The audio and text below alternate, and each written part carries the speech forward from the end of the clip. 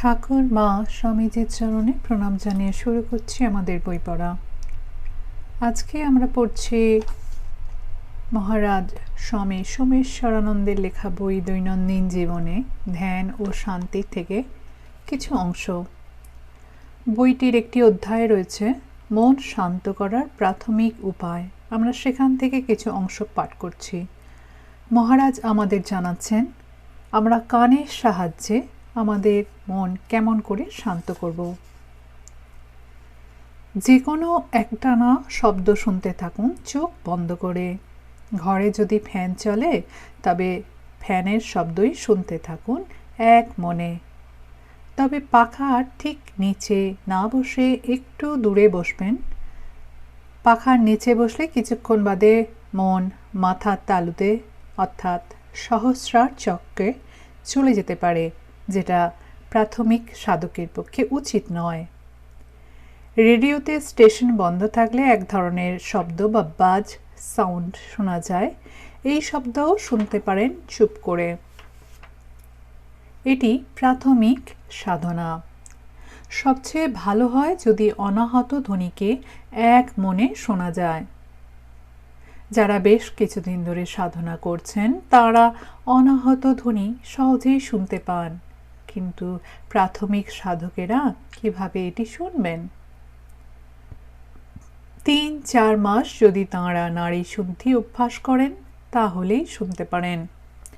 নাড়ী শুদ্ধি অনেকটা প্রাণায়ামের মতোই, শুধু এতে কুম্ভক করতে হয় না। এখন প্রক্রিয়াটি বলছি। আসনে সোজা হয়ে বসুন। ডান নাক বন্ধ করে বাঁ নাক দিয়ে 10 সেকেন্ড ধরে শ্বাস নিন। এবার বাঁ নাক বন্ধ করে ডান নাক দিয়ে 10 সেকেন্ড ধরে প্রশ্বাস ছাড়ুন। কুম্ভক করবেন না।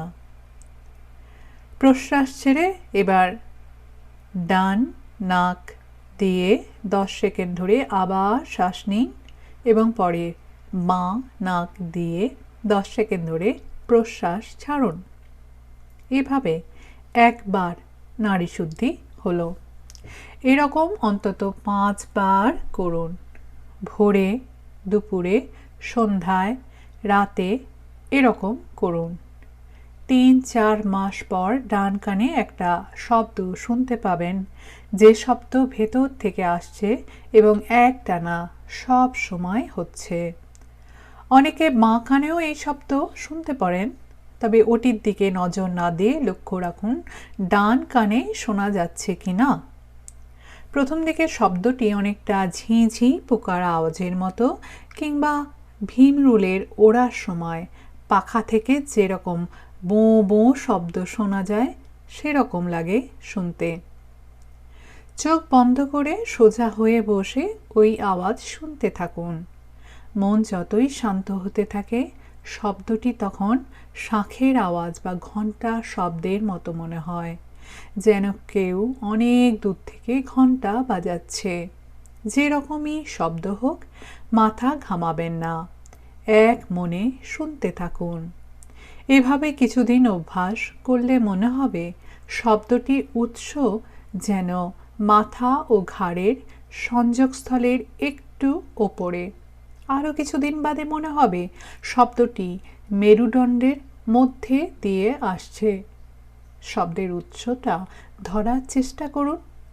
কিছুদিন বাদে বুঝতে পারবেন যে শব্দটি আসছে হৃদয় থেকে অথবা নাভি থেকে। এখানে একটা কথা বলা দরকার, একটানা এই শব্দ শুনতে থাকলে অনেক সময় মনে হয় যেন মাথা ঘুরছে। এরকম হলে কিছুক্ষণ বিশ্রাম নিন।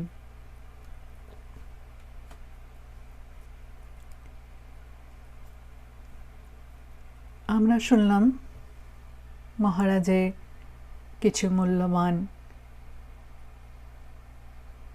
লিখিত অংশ।